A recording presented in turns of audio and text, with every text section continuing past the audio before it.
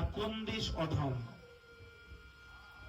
বললে যে দেশে ভাগবতে, চৈতন্য ভাগবতে ব্যাসাবতার কলম দিয়েছেন, যে দেশে গঙ্গা হরিনাম,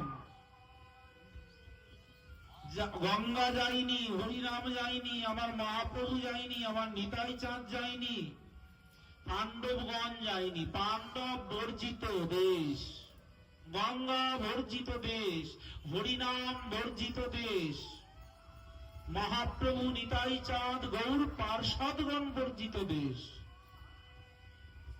সেগুলি হল নিকৃষ্ট দেশ, নিকৃষ্ট এলাকা।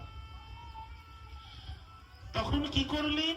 চৈতন্য ভাগবতে দেখছেন যে ব্যাসাবতার লিখলেন, যে দেশ গঙ্গা হরিরাম বর্জিত, যে দেশে পাণ্ডবগণ নাহি গেলা কদাচিত, সেই নিকৃষ্ট দেশগুলিতে ভাগবত পার্ষদেরা আবির্ভূত হলেন,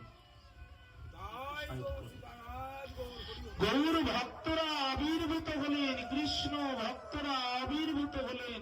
কেন না ওই দেশে আবির্ভূত হয়ে ওই জায়গাটাকে ধন্য করবার জন্য,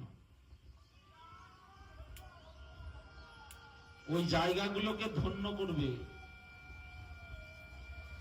যে দেশে গঙ্গা যায়নি, হরিনাম যায়নি, মহাপ্রভু যায়নি, পাণ্ডবগণ যায়নি, একবার খোঁজ নিয়ে দেখুন ওই দেশে কোন ভাগবত ভক্ত জন্ম নিয়েছে, আবির্ভূত হয়েছে, কোন কৃষ্ণ ভক্ত। কৃষ্ণ ভক্ত আবির্ভূত হওয়ার ফলে ওই দেশটি বড় ভূত পবিত্রে পরিণত হয়েছে।